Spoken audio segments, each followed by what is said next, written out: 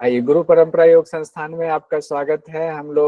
आज हम लोग हठ रत्नावली कंप्लीट करने वाले हैं। हठ रत्नावली चतुर्थ उपदेश बहुत बड़ा नहीं है।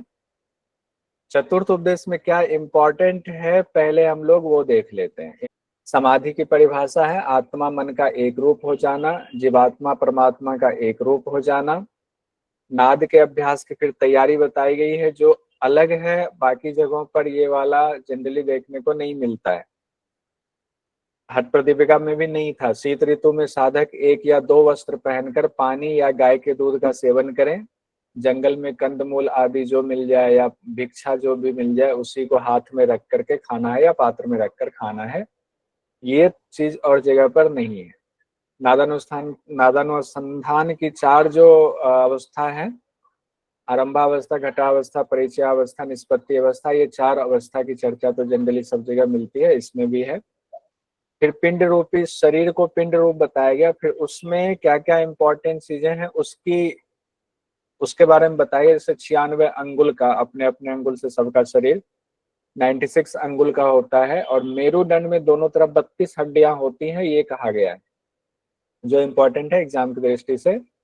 मूलाधार में कहा गया कुक्कुट के आकार का अंडा होता है, अंडा के समान चक्र होता है। मूलाधार में मुर्गी के अंडे के समान चक्र होता है, वहीं से सारी नारियां निकलती हैं, ये बात भी कही गई है जो अलग है। 14 नारियों की चर्चा है। 14 नारियों में ये नहीं कहा गया कि इस नारी का कहाँ स्थान है, ये नहीं बताया गया, लेकिन 14 मुख्य नारियों की चर्चा की गई। फिर 3 इरा पिंगला सुषुम्ना है, और इरा पिंगला से संबंधित एक दो इंपॉर्टेंट बातें ऐसी जो एग्जाम के लिए बहुत महत्वपूर्ण हो जाती है। पंच महाभूत की उत्पत्ति का क्रम बताया गया है, वो भी इंपॉर्टेंट है। पंचीकरण शब्द आया हुआ है। कैवल्य शब्द की चर्चा इसमें भी है, हठ रत्नावली में भी। और सबसे लास्ट में आत्मा की व्याख्या की गई है कि आत्मा के बारे में, आत्मा क्या है, तो 3 ग्रंथों का वहां पर लिया गया है। सूत संगीता, विष्णु पुराण और भगवद गीता, इन 3 के मुताबिक आत्मा के बारे में बताया गया है। चतुर्थ उपदेश हम लोग शुरू करते हैं, जो है समाधि या नादानुसंधान कहते हैं, जिसमें हमने कहा सबसे पहले कहा गया है। तो समाधि की परिभाषा में 2 बातें हम लोगों ने देखी। हठ रत्नावली में हठ प्रदीपिका की तरह कई चीजें हैं, जैसे उसमें भी कहा गया हठ प्रदीपिका में पानी में नमक जैसे मिल जाता है, एक रूप हो जाता, पता नहीं चलता है।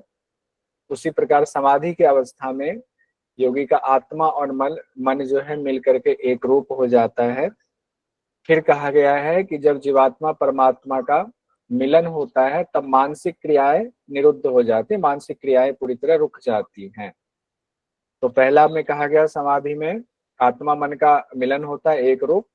दूसरे में कहा गया जीवात्मा परमात्मा का मिलन होता है और मानसिक क्रियाएं पूरी तरह से निरुद्ध हो जाती। निरुद्ध का मतलब है उस पर आप पूरी तरह से कंट्रोल हो जाता है।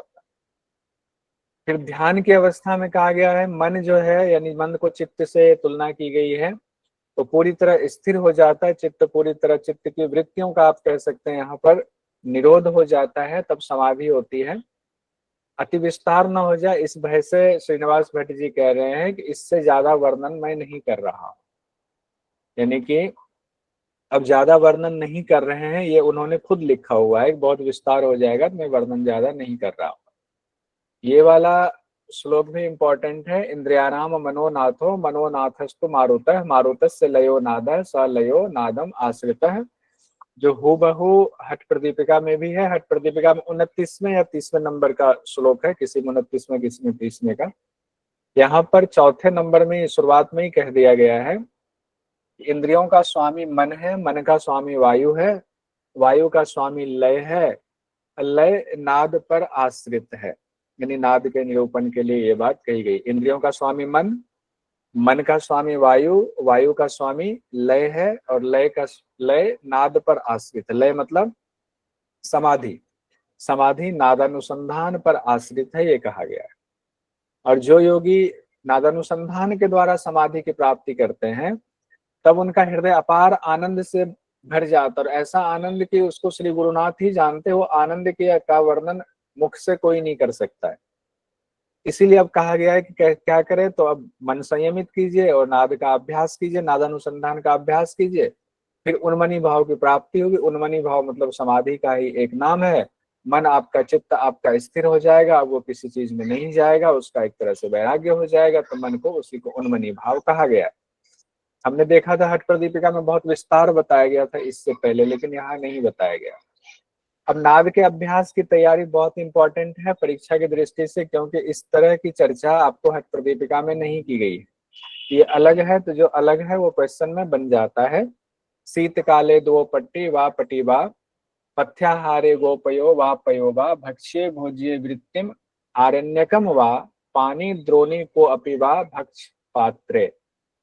अब इसका अर्थ क्या है, इसमें देखते हैं। नाद के अभ्यास के लिए तैयारी बताई गई है, उसमें तीन चीजें महत्वपूर्ण कही गई है। तीन चीजों में पहला कहा गया है, शीत ऋतु में साधक एक या दो वस्त्र पहन सकता है। पहली बात ये कही गई, शीत ऋतु में आप शुरुआत करें, एक या दो वस्त्र पहन सकता है। पथ्य आहार लें तो पथ्य आहार में, साथ में पथ्य आहार कहा गया, लेकिन उसमें दो बातों को विशेष रूप से कहा गया है। पानी या गाय के दूध का सेवन करेंगे, पानी या गाय, गो पयो वा पयो वा, गाय के दूध का या पानी का इस्तेमाल करेंगे, सेवन करेंगे, ये ले सकते हैं। उसके बाद कहा गया है कि भिक्षा मांग लीजिए, आस पड़ोस अगर कोई गांव है तो वहां भिक्षा मांग लीजिए, जो मिले हाथ में ग्रहण कर लीजिए, या आपको जंगल में जो भी आपको कंदमूल मिलता है, जो भी मिलता है जंगल में, उसको हाथों पर रख करके या पात्र में रख करके भोजन कर लीजिए। यानी बहुत ज्यादा उस पर आपको मेहनत नहीं करनी है, जो मिल रहा है उसको ले लीजिए, लेकिन पथ्य आहार होना चाहिए, जिसमें पानी या गाय के दूध का सेवन की बात की गई है। और शीत ऋतु में एक या दो वस्त्र पहनने की बात कही गई है, ये इंपॉर्टेंट है। उसके बाद विधि में कह रहे हैं साधक दोनों कान को बंद करेंगे और नाद का अनुभव करना है। अब नाद का अनुभव करना, तो उसके लिए अभ्यास तब तक करना जब तक चित्त स्थिर ना हो जाए, ये बात भी अलग। जब तक चित्त आपका स्थिर ना हो जाए तब तक नाद का आप अभ्यास करते रहिए। इसको नोट कीजिएगा, इंपॉर्टेंट में नोट कीजिएगा, एग्जाम में आ जाए तो हो सकता है आपको दिक्कत हो। लेकिन यहाँ जो हम पेपर लेंगे, हर रत्नावली का एक साथ ही पेपर होगा, ऑनलाइन टेस्ट, उसमें ये आपको मिलेगा। अब हम लोग नाद साधना देखते हैं। नाद साधना यानी जो अभी कान बंद किया और चित्त को स्थिर करने की बात हो रही है, चित्त स्थिर हो जाएगा तब आपको सुषुम्ना में नाद सुनाई देगा। जो नाद सुनाई देगा, ये चारों अलग अलग पढ़ने से अच्छा है कि इसको एक साथ पढ़ लेते हैं, हठ प्रदीपिका की तरह ही इसमें बताया गया है। जैसे हठ प्रदीपिका में बताया गया था सेम वही है, एकाध शब्द अक्षर का कुछ फर्क हो सकता है, बस उतना ही है। प्रथम अवस्था, इसमें ये चीज पहले दे दी गई है और जो चार अवस्था है वो बाद में है। हठ प्रदीपिका में अंतर यही है, हठ प्रदीपिका में ये वाला नाद की ध्वनि का जो है प्रथम मध्यम अंत वाला, ये बाद में दिया गया है। पहले जो चार अवस्था है आपका, आरंभा अवस्था, घटा अवस्था, परिचय और निष्पत्ति अवस्था, वो पहले दिया गया, सीक्वेंस थोड़ा सा आगे पीछे है, बस इतना ही है। इसमें भी वही बात कही गई, आदि जलधि जीमूत भेरी निर्झर संभवा। झरझर की जगह निर्झर भी कहा गया है यहाँ पर, तो कई जगहों पर झरझर भी है, कई जगह निर्झर है। शब्द का अर्थ एक ही कहा गया है, व्याख्याकारों ने कहा है। वही समुद्र, मेघ, भेरी और झरझर या निर्झर, वही चारों ध्वनि कहा गया। शुरुआती अवस्था में आती, यानी जो भयंकर ध्वनि होती वो आवाज आती है। और प्रथम अवस्था, मध्यम अवस्था में कहा गया ढोल, शंख, घंटा, घड़ियाल, या उसको मर्दल, शंख, घंटा, काहलज कहा गया है। मध्य मर्दल, शंखो तथा घंटा, काहलज तथा कहा गया है, तो वही सेम है। अंत में वही बात कही गई, अंते तो किंकनी वृंद वीणा। वृंद के लिए वंश यानी वंशी का इस्तेमाल किया है, वंशी को वृंद शब्द लिखा है, कई जगहों पर इसको वंश भी लिखा है, कई दूसरी दूसरी किताबों में। वीणा, भ्रमर, ये शब्द आया हुआ, यानी किंकनी, वंशी, वीणा, भ्रमर। वंशी की जगह वृंद शब्द एक नया आया हुआ है, बस इतना ही है, बाकी एज इट इज है। यानी कि जो नाद की ध्वनि होती है, उस ध्वनि को तीन अवस्था में बांटा गया। पहले तेज आवाज आती है, उसके बाद आपको मध्यम अवस्था में थोड़ी कम आवाज आएगी, और अंत में आवाज और सूक्ष्म हो जाती है, सूक्ष्म आवाज आती है। ये सब लोगों ने याद किया था, वही है, तो चिंता करने की बात नहीं। तो जितने विचार है, चिंताएं हैं, उसको छोड़ते हुए ध्यान लगाना, कहाँ, नाद के अभ्यास में ध्यान लगाना है। जो नाद सुनाई दे रहा है उसको सुनते रहिए, उसी पर चित्त को लगाइए, चित्त को लगाइए, और ऐसा लगाइए कि चित्त का नाद में फिर लय हो जाए, चित्त का नाद में विलय हो जाना चाहिए, इस तरीके से करना है। और इसमें ये बात कही गई जो उधर भी हठ प्रदीपिका में कही गई, तो उसमें तो बहुत सारे उदाहरण दिए गए थे, इसमें ज्यादा उदाहरण नहीं है। कि जब लकड़ी में आग लगती है तो आग कब तक जलती है? जब तक लकड़ी का अस्तित्व है तभी तक जलती है। लकड़ी खत्म तो आग भी बुझ जाती है। तो नाद में तल्लीन चित्त भी नाद में ही मिल जाता है, तो नाद में ही मिलने की बात कही गई है। अब सभी प्रकार के योगों की जो अवस्था हठ प्रदीपिका में पहले बताई गई थी वो यहाँ बाद में बताई गई है। आरंभावस्था, घटावस्था, परिचय अवस्था, निष्पत्ति अवस्था, सीक्वेंस वही है। आरंभ करेंगे किसके लिए? किसके लिए करेंगे? घट के लिए करेंगे। घट से करने के बाद कहा गया किसका परिचय होगा? इस घट का परिचय होगा। निष्पत्ति अवस्था में कहा गया है कि अब जो है इस घट से भी आपका वैराग्य हो गया, तो निष्पत्ति अवस्था, आत्म अवस्था में आप अवस्थित हो गए। आगे आते हैं हम लोग, देखते हैं एक एक अवस्था को। अवस्था भी एक साथ ना देख, अलग अलग ना देख करके एक ही साथ देख लेते हैं, वो ज्यादा अच्छा रहेगा। वो बना हुआ है, उसमें देखते हैं कि हठ प्रदीपिका से इसमें क्या थोड़ा अंतर है, एक दो शब्द का अंतर है, वो शब्द हम लोग उस पर गौर करते हैं। बाकी एक ही कहा गया है। आरंभावस्था, घटावस्था, परिचय अवस्था, निष्पत्ति अवस्था। ग्रंथि भेदन के लिए वही बात कही गई है। आरंभावस्था में ब्रह्म ग्रंथि का भेदन, घटावस्था में विष्णु ग्रंथि का भेदन, परिचय अवस्था में किसी ग्रंथि का भेदन नहीं होता है, निष्पत्ति अवस्था में रुद्र ग्रंथि का भेदन होता है। नाद यानी ध्वनि जो सुनाई देती है आरंभावस्था में वही है हठ प्रदीपिका की तरह। क्वन यानी झन्न की आवाज सुनाई देती है, और नादावस्था में भी विमर्द और भेड़ी ही कहा गया। अति शून्य में विमर्द और भेड़ी की आवाज सुनाई देती है, बस इतना है। परिचय अवस्था में वही ढोल की आवाज, ढोल बजाने लगते हैं। निष्पत्ति अवस्था में एज इट इज कहा गया है। वैनवह वेणु क्वनद वीणा क्वनो कहा गया। वैनवह क्वनद वीणा क्वनो शब्द आया हुआ है, जो आपको हठ प्रदीपिका में निष्पत्ति अवस्था में था वही। अब फल में थोड़ा बहुत अंतर है। फल में पहले वाले आरंभावस्था में एज इट इज कहा गया हठ प्रदीपिका की तरह, दिव्य देह वाला हो जाता है, तेजस्वी हो जाता है, दिव्य गंध वाला हो जाता है, आरोगी हो जाता है, हृदय पूर्ण हो जाता है, शून्याचारी हो जाता है। एक दो तीन चार पांच छह बातें वहां भी कही गई, यहाँ भी कही गई। इसने भी कहा गया है दृढ़ासनो भवेद योगी ज्ञानी देव समस्त था। ठीक है, दोनों एक ही है। तो घटावस्था में भी एक ही है जो हठ प्रदीपिका में कहा गया है, आसन दृढ़ हो जाता है। ये जो लाल वाला जो है ना कामदेव वाला, उसमें देव समान कहा गया ज्ञानी, इसमें कामदेव कहा गया है। बस एक शब्द ये फर्क है। हठ प्रदीपिका में घटा में देव समान ज्ञानी कहा गया, कामदेव समान ज्ञानी कहा गया। बस एक शब्द ये अंतर है। परम आनंद की प्राप्ति वहां भी है, परम आनंद की प्राप्ति यहाँ भी है। और परिचय अवस्था में किसी ग्रंथि का भेदन नहीं, मर्दल की आवाज, ढोल की आवाज। परिचय में तो ऐसा आप लोगों का परिचय हो गया ढोल से कि अब ये कभी भूलेंगे नहीं, परिचय में ढोल की आवाज होती है।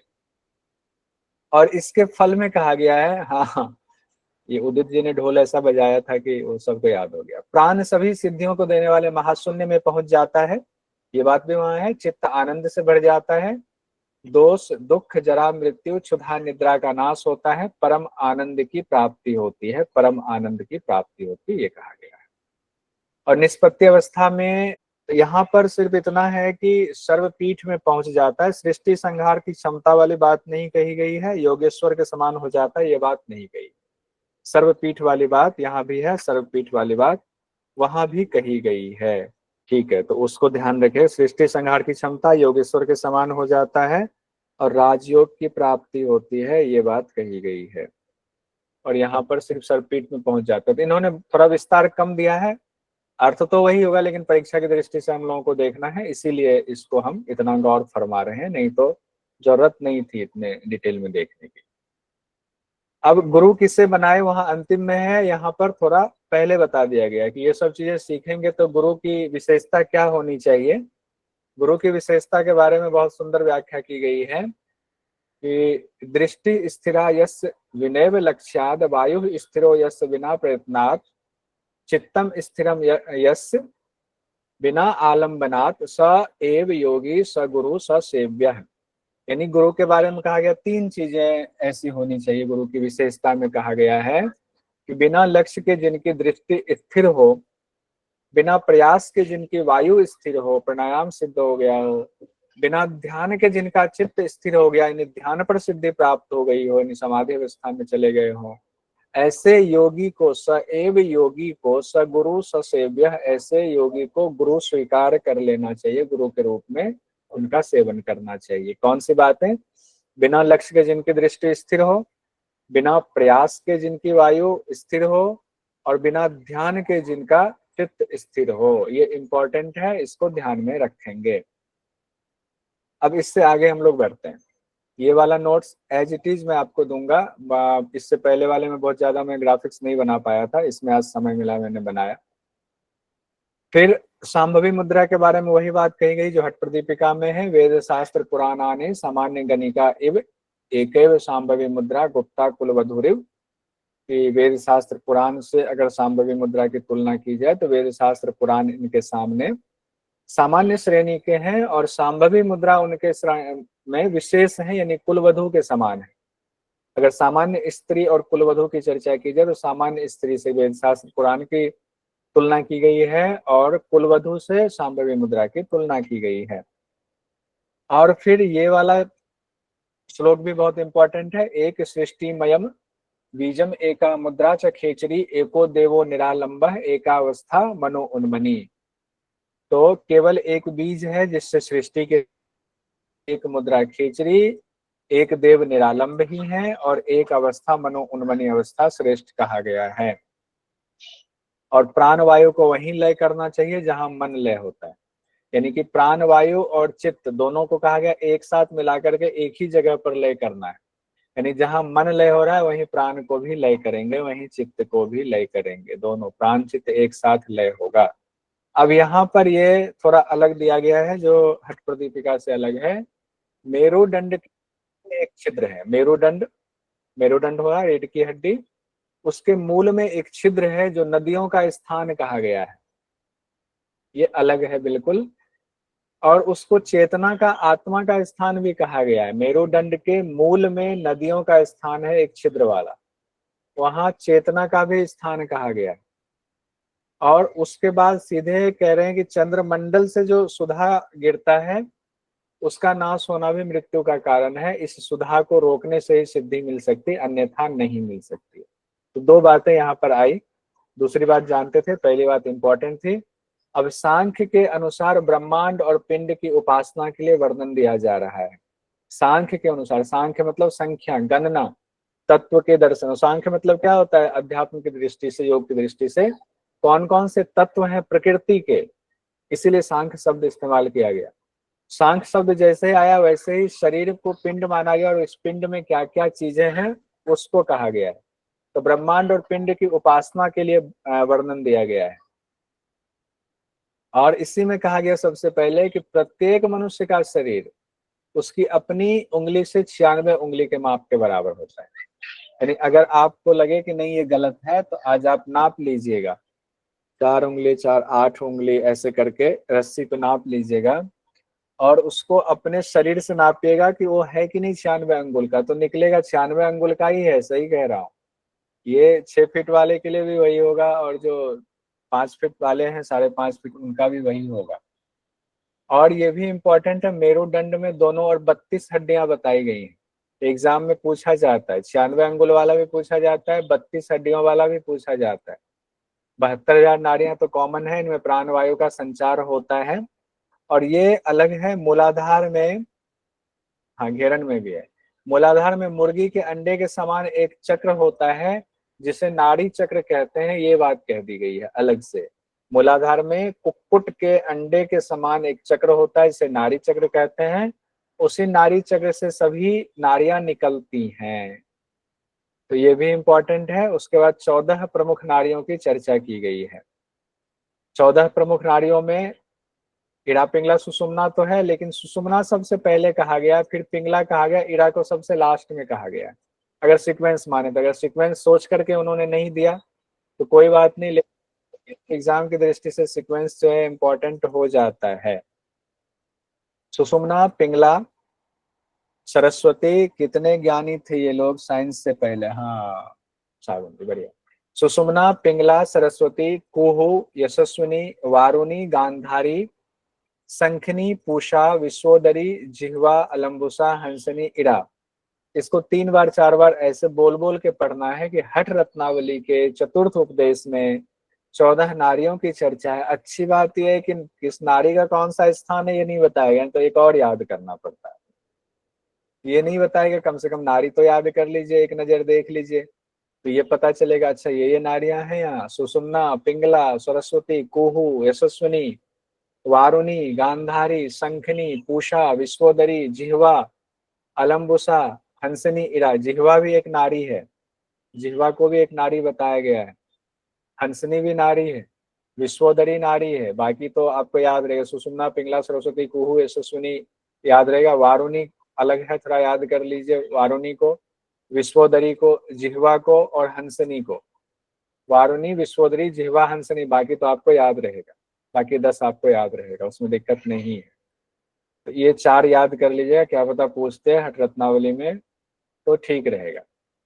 इन 14 नारियों में भी 3 नारी प्रमुख है, 3 में भी एक उत्तम है, सुषुम्ना उत्तम है। 3 कौन से प्रमुख हैं? इरा, पिंगला, सुषुम्ना है। उस इरा, पिंगला, सुषुम्ना में सुषुम्ना उत्तम है। अब ये इंपॉर्टेंट है, इरा को सोम कहा गया है, ये याद करना पड़ेगा। अभी 2 बार इसीलिए इसको रिपीट करेंगे हम लोग। इरा को सोम कहा गया, सोम मतलब चंद्रमा, तो ये याद रहेगा। पिंगला को सूर्य कहा गया, सन, ये भी याद रहेगा। ये आपको याद रखने में दिक्कत हो सकती है। बाई नारी यानी इरा तमस रूपा है, बाई नारी इरा तमस है, यानी कि लेफ्ट को तमस कहा गया है, चंद्रमा को तमस रूपी कहा गया है। और दाई नारी यानी कि सूर्य को, पिंगला को रजस रूप कहा गया है। ये आपको याद करना पड़ेगा, ये जनरली नहीं टकराता है। इरा को कहा गया गंगा नदी, भागीरथी। पिंगला को यमुना कहा गया, वहां गलत लिखा गया। सरस्वती को, सुषुम्ना को सरस्वती कहा गया, इसको करेक्ट करते हैं तुरंत। इरा नारी को गंगा यानी भागीरथी कहा गया है, और पिंगला नारी यमुना है। हाँ, ये 3 शब्द है, पिंगला यमुना है, इरा 2 शब्द गंगा है। बहुत बढ़िया, इरा 2 शब्द है, इरा 2 शब्द तो गंगा, पिंगला में 3 शब्द तो यमुना। किनका मैसेज था, किनका मैसेज था? बोलिए अपना नाम, नाम बोलिएगा। पायल जी का था जी, स्वाति त्रिपाठी। स्वाति जी का, बहुत बढ़िया स्वाति। और सरस्वती में सुषुम्ना, इसमें 4 है तकरीबन, 4 मान लीजिए, 4.5 है तो इसमें जो है ये सुषुम्ना सबसे बड़ा वाला हो गया। तो ये इरा, पिंगला, सुषुम्ना याद रहेगा, बहुत सुंदर। और कहा गया ये जो 3 नदियां हैं, गंगा, यमुना, सरस्वती, ये तो महत्वपूर्ण है ही, इनका प्रवाह ऊपर की ओर होता है कहा गया। बाकी साधारण नदी की तरह जिनका प्रवाह नीचे की ओर होता है। और सप्त धातुओं को द्वीप कहा गया, जो सप्त धातु हमारे शरीर में है वो द्वीप है, जो लार और पसीने से भरे हुए हैं। ऐसा द्वीप है जिनको चारों तरफ लार पसीने रूपी समंदर भरे पड़े हैं। अब यहाँ पर एक बार फिर हम लोग इसको रिपीट करते हैं तो याद हो जाएगा। 14 में से 3 मुख्य नारी है, एक है उत्तम जो सुषुम्ना है, इरा को सोम कहा गया, पिंगला को सूर्य कहा गया, सिंपल है। लेकिन इरा को तमस कहा गया, पिंगला को रजस कहा गया, ये याद कीजिएगा, ये कहीं जरूर नोट कर लीजिएगा अपने नोट्स में। इरा को तमस कहा गया है, पिंगला को रजस कहा गया। इरा, पिंगला, तमस, रजस, तमस, रजस, तमस, रजस, याद करना पड़ेगा इसको। इरा को कहा गया गंगा नदी, पिंगला को कहा गया यमुना नदी, और सुषुम्ना कहा गया सरस्वती को। इरा, पिंगला, सुषुम्ना। भागीरथी भी दे दे गंगा के बदले तो परेशान नहीं होंगे, भागीरथी कहा ही जाता है। अब आगे देखिए, मेरुदंड वीणा की तरह है, एक बार और आया था ऊपर, यहाँ भी देख लेते हैं, जिसमें कुल पर्वत स्थित हैं और विभिन्न धातु द्वीप की तरह हैं जो लार और पसीने से भरे हुए हैं। अलग अलग जगहों पर व्याख्या में थोड़ा अलग होता है, कहीं कई जगहों पर 7 समंदर से तुलना की गई लार पसीने को, तो यहाँ पर एग्जैक्ट यही लग रहा है। कई और व्याख्याकारों ने कहा विभिन्न धातु द्वीप की तरह हैं जो लार और पसीने से भरे हुए हैं। फिर कालाग्नि मूलाधार में स्थित है, ये इंपॉर्टेंट है। कालाग्नि का स्थान कहाँ कहा गया है? तो मूलाधार में कहा गया, ये भी नोट कर लीजिएगा। हठ रत्नावली में कालाग्नि मूलाधार में स्थित है, ये कहा गया है। चंद्रमा कपाल में स्थित है, ये तो सब लोग जानते हैं। नक्षत्र और तारा समूह अन्य जगहों पर स्थित हैं, जगह नहीं बताया गया है। बुद्धिमान साधकों को इसे जानना चाहिए। कैसे जानेंगे? गुरु की चर्चा ऊपर आई थी, गुरु जब करेंगे तो पता चलेगा। अच्छा, गुरु की बात आई, गुरु की 3 बातें विशेषता बताई गई है। कौन बता सकते हैं बिना देखे हुए गुरु की तीनों विशेषता? भी तुरंत फटाफट कौन रिवीजन कर सकते हैं तो बता दीजिए। 3 बातें हैंड रेज करके जल्दी से बता दीजिए। अभी हम लोगों ने पढ़ा है, देखते हैं किनको याद है, तो रिवीजन भी हो जाएगा। डरिए मत, बोलिए। मुझे पता है इतना आसान नहीं है तुरंत याद करना। स्वाति जी कह रहे जिनका इस प्रकार था ना कि मतलब कि बिना लक्ष्य के जिसकी दृष्टि स्थिर हो, और सर दूसरा बिना जिनका चित्त स्थिर हो, जिनका मन स्थिर हो, बिना प्रयास के वायु प्रयास के जिसकी वायु स्थिर हो स्थिर हो, सकती हो। वायु स्थिर हो। हाँ, 3 बातें हो गई, बहुत बढ़िया। अब तीनों को देखिए क्या कहा गया कि जिनका जो है, पहले तो कहा गया बिना लक्ष्य के जिनकी दृष्टि स्थिर हो, बिना प्रयास के वायु स्थिर हो, बिना ध्यान के चित्त स्थिर हो। तीनों बातें, पहले दृष्टि स्थिर की बात आई, फिर दूसरा में क्या आया? वायु स्थिर की बात आई। दृष्टि, वायु और फिर चित्त कहा गया। दृष्टि, वायु, चित्त। बिना लक्ष्य के दृष्टि स्थिर हो, बिना प्रयास के वायु स्थिर हो, बिना ध्यान के चित्त स्थिर हो। ऐसे गुरु को जो है तुरंत जो उनको स्वीकार करके ऐसे गुरु के शरण में चले जाना चाहिए, और वो गुरु आपको बताएंगे कि कैसे कैसे अभ्यास करना है। सभी बातों का जिक्र यहाँ नहीं किया गया है। खुद कहते हैं लेखक, लेखक कौन है? श्रीनिवास भट्ट जी खुद कहते हैं सभी बातों का यहाँ जिक्र नहीं किया गया है। पिंड और ब्रह्मांड के बारे में वेद पुराण में जो लिखा है, जो मोक्ष के जिज्ञासु हैं उन्हें अपने गुरु से इसको जरूर जानना चाहिए। तो सारी बातों को नहीं लिख करके थोड़ा शॉर्ट कर दिया है। एक शब्द आया है पंचीकरण, अथ पंचीकरण। यहाँ हठ रत्नावली में पंचीकरण शब्द आया है, लेकिन जब आप वेदांत में पंचीकरण पढ़ेंगे तो यानी कि आप कह लें शंकराचार्य जी की तरह अगर पंचीकरण पढ़ेंगे, वहां पंचीकरण की पूरी व्याख्या की गई है। कभी मौका मिलेगा तो हम लोग देखेंगे, वेदांत में देख लेंगे। पंचीकरण शब्द में कहा गया, पंचीकरण मतलब 5 जो आपके पंच महाभूत हैं, तो पांचों तो अलग अलग उत्पत्ति हुई है, लेकिन वो मिले कैसे हैं उसके बारे में थोड़ा सा यहाँ बताया गया। सबसे पहले आकाश उत्पन्न हुआ है जिसका गुण शब्द है, फिर वायु की उस पर उत्पत्ति हुई है जिसका गुण स्पर्श है, आकाश वायु से अग्नि उत्पन्न हुआ है जिसका गुण रूप है, फिर जल की उत्पत्ति हुई जिसका गुण रस है, इन सभी से पृथ्वी की उत्पत्ति हुई है जिनका गुण गंध है। तो इसको ऐसे देखते हैं हम लोग, आत्मा से आकाश की उत्पत्ति तो गुण हो गया शब्द, आकाश से वायु की उत्पत्ति तो स्पर्श, आकाश वायु से अग्नि की उत्पत्ति हुआ रूप हो गए इसके गुण, आकाश वायु अग्नि तीनों मिलाकर के जल की उत्पत्ति हुआ तो रस हो गया इसका गुण, आकाश वायु अग्नि जल इससे पृथ्वी की उत्पत्ति तो गंध हुआ है। यानी एक दूसरे में मिक्स होता चला गया। पृथ्वी अगर आया है तो पृथ्वी तत्व में जल भी है, अग्नि भी है, वायु भी है, आकाश भी है। और वैसे पंचीकरण में ये कहा जाता है कोई भी तत्व आप उठा करके ले लो, एक गिलास पानी भी ले लो, तो उस पानी में भी 50% पानी का अंश है, और बाकी जो 50% है उसमें 12.5 यानी कि 12.5% बाकी चारों तत्व हैं। पृथ्वी तत्व है तो 50% पृथ्वी तत्व होगा, बाकी 12.5 करके बाकी 4 तत्व होंगे। वैसे सब में कहा गया, पंचीकरण का नियम आपको वेदांत में मिलता है। फिर आगे क्या कहा गया है? जिस तरह कपूर अग्नि में मिल जाता है, नमक पानी में मिल जाता है, उसी प्रकार मन भी ब्रह्म में लीन होता है, तभी समाधि मिलेगी। और कैवल्य शब्द आपको हठ प्रदीपिका में भी आया था, और कैवल्य शब्द आपको हठ रत्नावली में भी आया हुआ है, ये भी ध्यान रखें। कैवल्य शब्द हठ प्रदीपिका में भी, कैवल्य शब्द हठ रत्नावली में भी है। ज्ञेय वस्तु, वहां भी केवल की जो परिभाषा दी गई है एज इट इज परिभाषा है। ज्ञेय वस्तुओं का परित्याग करने से मन ब्रह्म में लीन हो जाता है, और मन के लीन होने से कैवल्य की स्थिति आती है। मन लीन हो गया तो कैवल्य की स्थिति होगी। ज्ञेय वस्तुओं का परित्याग, मन ब्रह्म में लीन, कैवल्य की स्थिति प्राप्त हो जाएगी। अब हम लोग अंतिम पड़ाव पे पहुंच गए हैं, जहां कहा गया आत्मा के बारे में 3 ग्रंथ की चर्चा की गई है। सूत संहिता, विष्णु पुराण और आपको श्रीमद् भगवद गीता की चर्चा की गई है। एक एक श्लोक मंत्र उठा करके दिया हुआ है कि क्या कहा गया है आत्मा के बारे में। सूत्र संहिता के मुताबिक कहा गया आत्मा सर्वव्यापक है और एक ही है, यानी अद्वैत है। इसीलिए मैं शिव के चरणों में पढ़ता हूँ। ये सूत्र संहिता में ये बात कही गई, आत्मा सर्वव्यापक है, एक ही है, यानी अद्वैत है, इसीलिए मैं भगवान शिव के चरणों में पढ़ता हूँ। विष्णु पुराण में कहा गया है कंगन हो, सिरताज हो, कर्णफूल हो, जितने आपके आभूषण हैं सब भले ही अलग अलग दिखते हैं लेकिन सब बना एक सोना से ही है, तो सोना सब में कॉमन है। उसी तरीके से कहा गया जैसे ग्रह है, पशु है, मनुष्य हैं, हम लोग सब अलग अलग हैं लेकिन सब में हरि एक है। यानी चाहे कुत्ता है, बिल्ली है, पेड़ है, पौधा है, ग्रह नक्षत्र है, सब में हरि एक है। ठीक इसी तरह हम जीवात्मा परमात्मा के रूप में ईश्वर की उपासना करते हैं। यानी जीवात्मा ये सब हो गए और परमात्मा उसमें हरि एक हो गए।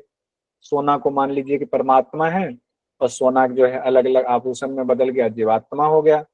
इसी रूप में हमें जीवात्मा परमात्मा की उपासना करनी चाहिए। विष्णु पुराण में ये बात कही गई, कितने अच्छे से समझाया गया।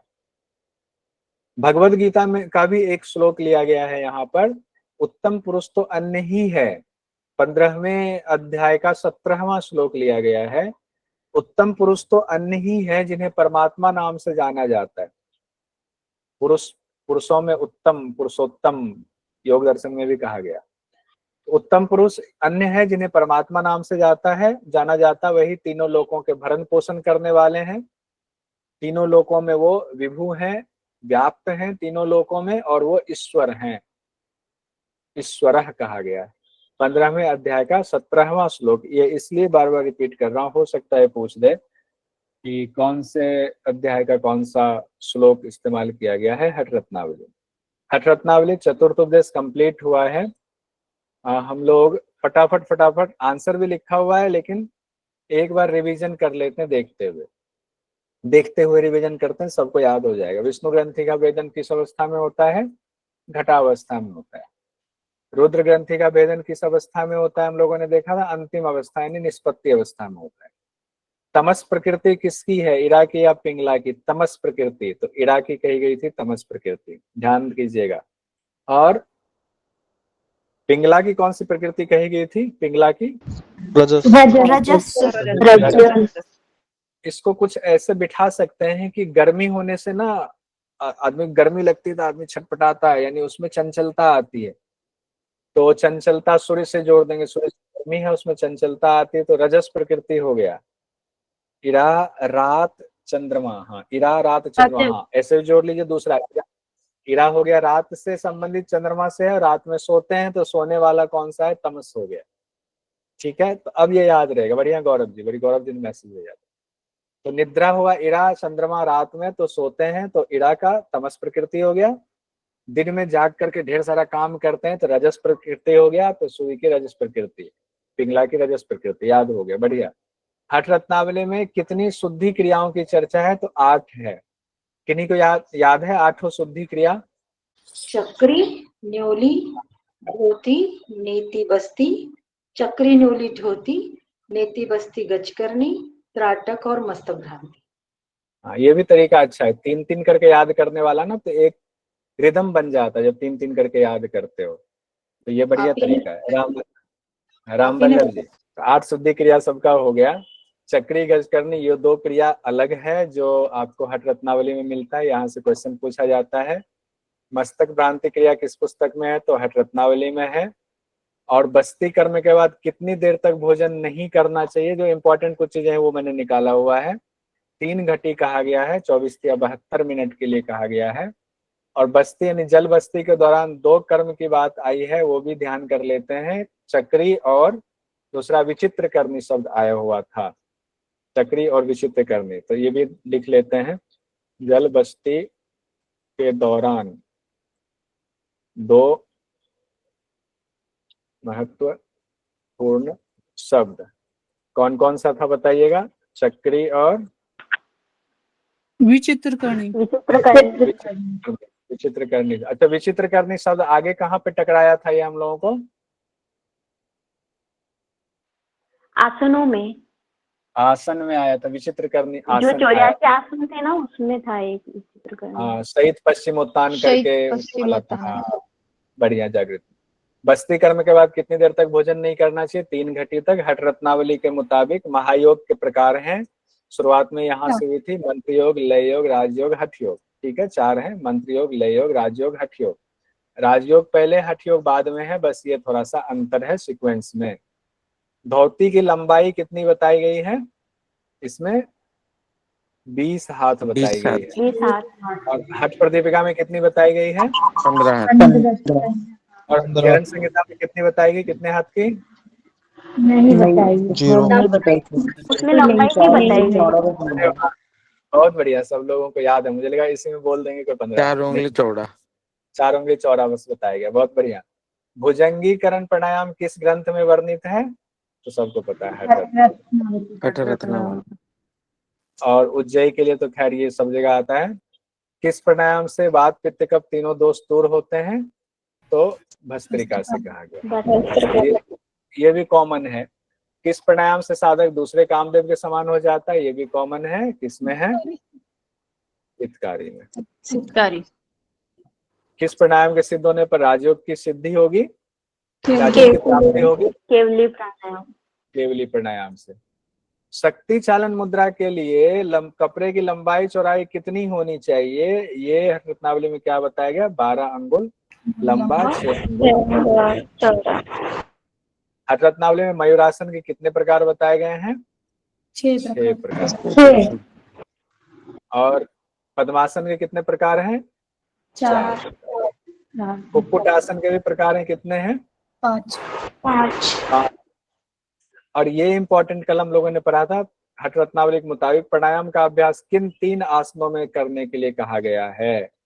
तो सिद्धासन, बद्ध पद्मासन, स्वस्तिक आसन। ये हो गया। हठ रत्नावली के मुताबिक प्रत्याहार के अभ्यास से क्या होता है? प्रत्याहार के अभ्यास से मानसिक विकार दूर होता है। और उससे आसन के अभ्यास से क्या कहा गया था? आसनेन्द्र जुहन्ति सर। सर ये प्रत्याहार तो आप कहीं भी देख लो, इसकी एक ट्रिक सी है। मतलब अगर मान लो आप इसे कंपेयर करोगे, मतलब उसमें जैसे हार से ले लीजिए, एक औरत को हार पहनाते हैं तो उसकी इंद्रियां भी फिर हो जाएंगी और वो कुछ भी हो जाएगी। मतलब उससे कंपेयर करके देखो, इसके सारे आंसर आपके सही होंगे। मानसिक विकार कुछ नहीं रहेगा। शादी होने के बाद बताइएगा, सिर्फ हार देने से खुश हो जाए? नहीं, इससे मैंने जोड़ा था तो सारे मिल रहे थे। चलिए ठीक है। प्राणायाम में क्या कहा गया? प्राणायाम के बारे में सभी पापों का नाश होता है सर। सभी पाप का नाश होता है। तो फिर जी पैसा जमा कीजिए, वैसे हार वार बनाना शुरू कर लीजिए। हम लोगों का मानसिक विकास दूर नहीं हुआ तो जिनको योग कराने जाइएगा बोलिएगा पत्नी को हार दे दो, मानसिक विकास दूर, तो मानसिक विकास दूर हो जाएगा। ठीक है। मृत्यु के भय से ब्रह्मा आदि देवता क्या करते हैं? प्राणायाम का अभ्यास करते हैं। ये भी था। प्राणायाम का अभ्यास कितनी बार करना चाहिए? 4 बार। और माइक 4 बार। किन्हीं का माइक खुला, माइक बंद कर लीजिए, आवाज आ रही है। हठ रत्नावली के मुताबिक आकाश की उत्पत्ति किससे हुई? आत्मा से हुई है। और आकाश ये शब्द शायद उसमें भी है ना, चूड़ामणि उपनिषद में भी आत्मा से। आकाश तत्व की तन्मात्रा शब्द है। और पृथ्वी शब्द की उत्पत्ति किससे हुई? तो पृथ्वी सबसे लास्ट में आया, उसमें चारों तत्व मिला हुआ है। ये ध्यान रखेंगे सीक्वेंस में। 1 आया तो फिर 2 मिलकर तीसरा आया, फिर 3 मिलकर चौथा आया, 4 मिलकर 5वां आया, ऐसे बताया गया है। और सबके जो है तन्मात्रा यानी कि गुण जो है वो भी हम लोगों ने देखा था। जल तत्व की उत्पत्ति किससे हुई अगर पूछ दिया जाए? आकाश वायु अग्नि से हुई। आकाश वायु अग्नि से हुई। जल तत्व का तन्मात्रा रस है, अग्नि का रूप है। हठ रत्नावली के लेखक कौन है? श्रीनिवास भट्ट। श्रीनिवास भट्ट के पिता सरवर जी हैं। एक और लग रहा है वो भी इसमें डाल देते, वैसे तो इम्पोर्टेंट हो गया है तकरीबन। एक था जो नादानुसंधान, नाद का अभ्यास करते हैं तो शुरुआत में 3 बातें बताई गई थी नाद के अभ्यास के लिए जरूरी, जो 3 चीजें हैं। 3 बातें क्या थी, कोई बता सकते हैं? 3 बातें क्या जरूरी थी? सर बिना लक्ष्य के एक तो चित्त का स्थिर होना। अरे कहाँ चले गए? शीत ऋतु में साधक 1 या 2 वस्त्र पहन सकता है। हाँ गौरव, एक या दो वस्त्र, और दूसरी बात क्या थी? पहली बात ये होगी, दूसरी बात पानी या पथ्य गाय का दूध सेवन करना। पथ्य आहार, और पथ्य आहार में कहा गया था गाय के दूध और पानी, या दूध पानी, या पानी। या पानी की बात थी। ठीक है, तीसरी बात क्या थी? जो मिला वो जो भिक्षा या खाने के लिए, भिक्षा में या कंदमूल जैसा चीज खाने के लिए। कंदमूल जो भी मिले हाथ में या पात्र में लेकर खा लें। ये अभी तक एग्जाम में नहीं पूछा गया है, लेकिन आप लोग अगर तैयारी ऐसे करोगे तो कोई भी क्वेश्चन नहीं छूटेगा, कहीं से भी पूछ ले, अपनी तरफ से पूरा जोर लगाना है तो दिक्कत नहीं होगी।